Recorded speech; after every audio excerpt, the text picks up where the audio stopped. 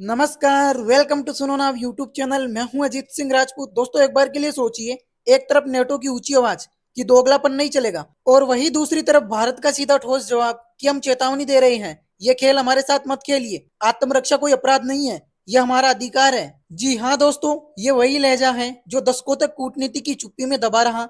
लेकिन अब भारत चुप नहीं है, क्योंकि भारत ने अब जियोपॉलिटिक्स की मेज पर मुट्ठी रख दी है और भारत ने कहा, अब अगर तुम नियम बनाओगे तो हम भी अपना संविधान पढ़ाएंगे। आज दुनिया के अंदर पहली बार एक नया समीकरण बनते दिख रहा है, भारत बनाम नेटो। तो चलिए दोस्तों, इसी को स्पष्ट और आसान शब्दों में समझते हैं। वीडियो के साथ में रेगुलर बने रहना। अब जैसा कि आप लोगों को भी पता होगा, कुछ समय पहले नेटो के प्रमुख ने भारत को धमकी दी थी, अगर 50 दिन के अंदर तुमने पुतिन से बात नहीं की, रूस यूक्रेन जंग नहीं रोकी, तो याद रखना तुम्हारी आर्थिक रूप से कमर तोड़ देंगे। यानी हम भारत को जैसा बोलेंगे भारत वैसा करेगा। अगर भारत वैसा नहीं करता तो कीमत चुकाने के लिए तैयार रहे। अब दोस्तों, यहाँ पर ध्यान देने वाली बात यह है, नेटो ने खुलेआम कहा, अगर भारत रूस से तेल और गैस खरीदता रहा तो सैंक्शंस की बारिश होगी। और इतना ही नहीं, भारत के साथ साथ चीन और ब्राजील, कोई नहीं बचेगा। लेकिन वो दौर बिल्कुल अलग था, जब भारत संयम रखता था, चुप रहता था। लेकिन ये दौर बिल्कुल अलग है। अब भारत आंखों में आंखें डालकर जवाब देता है, डबल स्टैंडर्ड की दुकान बंद करो, तुम्हारा पाखंड अब और नहीं चलेगा। जी हाँ दोस्तों, भारत ने साफ बोल दिया,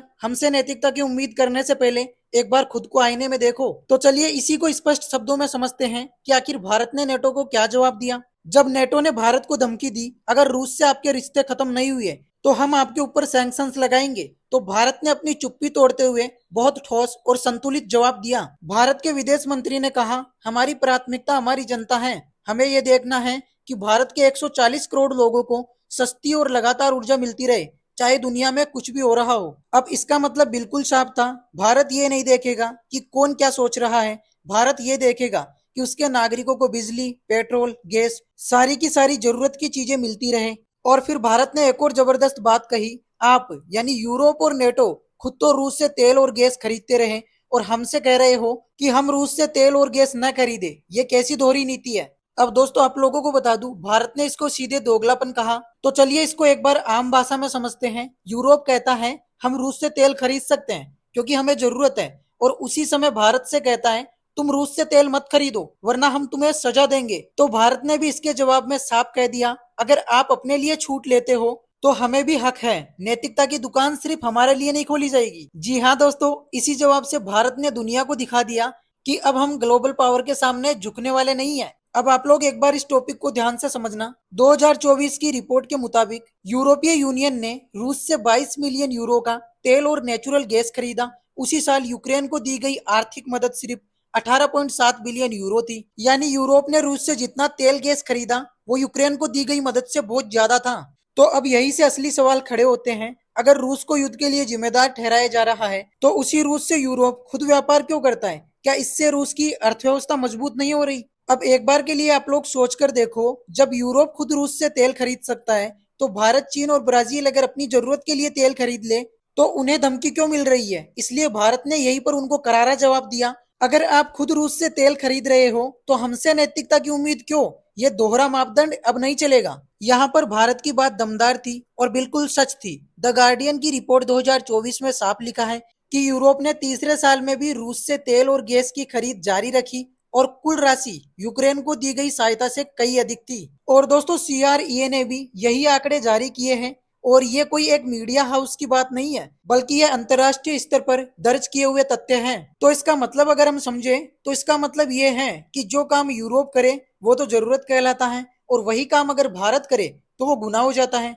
दोस्तों, इसी को तो डबल स्टैंडर्ड कहते हैं, और भारत ने कह दिया ये नीति अब नहीं चलेगी, अब हम अपने फैसले खुद लेंगे। अब दोस्तों, इसी बात को लेकर एक सवाल ये उठता है, क्या RIC फिर से साथ में आ रहे हैं? तो चलिए सबसे पहले हम समझते हैं कि RIC क्या होता है। तो आप लोगों की जानकारी के लिए बता दूं, रसिया, इंडिया और चाइना, ये तीन बड़े देश एक साथ मिलकर कई सालों से एक ग्रुप के तौर पर काम करने की कोशिश कर रहे हैं, जिसका असली मकसद था एक दूसरे के साथ सामरिक, आर्थिक और कूटनीतिक तालमेल बनाना, ताकि पश्चिमी देशों का दबाव कम किया जा सके, जैसे नेटो और अमेरिका का। अब आप लोग इस बात को ध्यान से समझना और गौर करना, 5 साल पहले क्या हुआ था। 2019-20 में जब भारत और चीन के बीच गलवान में सैनिक भिड़ गए और भारत के कई सैनिक शहीद हुए, जिससे भारत और चीन के रिश्ते बहुत ज्यादा खराब हो गए। उसके बाद में RIC की बातचीत लगभग बंद हो गई थी, कोई मीटिंग नहीं, कोई तालमेल नहीं। लेकिन अब क्या हो रहा है इसको ध्यान से समझना। अब जब नेटो और अमेरिका भारत पर दबाव बना रहे हैं, जैसे 50 दिनों में रूस से दूरी बनाओ वरना सैंक्शंस लगाएंगे, तो भारत, रूस और चीन तीनों फिर से एक दूसरे के करीब आने लगे हैं। चीन ने आधिकारिक तौर पर कहा कि वो आरआईसी की बातचीत फिर से शुरू करना चाहता है। चीन ने कहा, भारत और रूस के साथ मिलकर हम फिर से क्षेत्रीय शांति, सुरक्षा और स्थिरता ला सकते हैं। अब दोस्तों यहाँ पर मतलब बिल्कुल साफ है। जब नेटो जैसी ताकतें दबाव बनाती है तो भारत, रूस और चीन जैसे देश अपने नेशनल इंटरेस्ट के लिए आपस में फिर से जुड़ने की कोशिश करते हैं। यानी एक तरफ तो पश्चिमी दुनिया खड़ी है और वही दूसरी तरफ आरआईसी जैसा गठबंधन जो कहता है हम अपनी शर्तों पर दुनिया से डील करेंगे। यानी रसिया, इंडिया और चाइना, तीन बड़े देश, तीन बड़ी अर्थव्यवस्थाएं, तीन बड़े वैश्विक खिलाड़ी। दोस्तों एक समय था जब इन तीनों देशों की बातचीत नियमित रूप से होती थी, जिसका मकसद था आपसी सहयोग बढ़ाना और पश्चिमी देशों जैसे नेटो और अमेरिका के दबाव को संतुलन करना। लेकिन अब दौर अलग है। भारत ने हाल ही में पॉजिटिव संकेत दिए हैं कि भारत, रूस और चीन की बात दोबारा शुरू हो, लेकिन शांतिपूर्ण, सोच समझकर और सभी के हित को ध्यान में रखकर।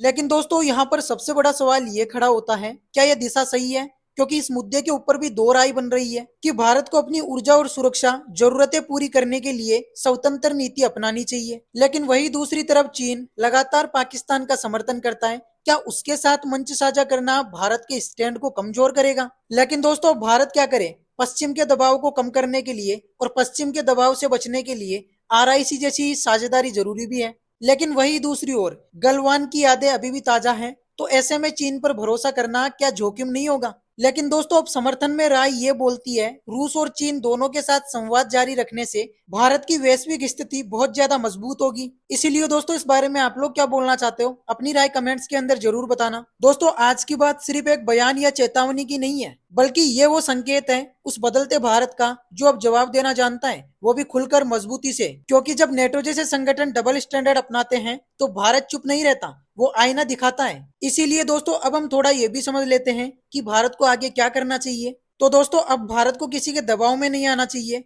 लेकिन दूसरी ओर पूरी दुनिया से संतुलित रिश्ते बनाए रखना भी जरूरी है। यानी अमेरिका और नेटो जैसे देशों से दोस्ती भी बनी रहे और जहां जरूरत हो वहां साफ शब्दों में सच भी बोला जाए। और आरआईसी और बीआरआईसीएस जैसे समूहों में भारत को सोच समझकर हिस्सा लेना चाहिए, ताकि हमारा फोकस सिर्फ राजनीति के ऊपर नहीं बल्कि हमारे राष्ट्रीय हित के ऊपर भी रहे, जैसे सस्ती ऊर्जा, सुरक्षा और विकास। बाकी आपको आज का ये वीडियो कैसा लगा कमेंट्स करके जरूर बताओ। अगर आपको वीडियो थोड़ा बहुत भी इंफॉर्मेटिव लगा, अच्छा लगा, तो वीडियो को लाइक करो, शेयर करो और चैनल को फौरन सब्सक्राइब करो। मिलता है अगले वीडियो के साथ में। जय हिंद, जय भारत।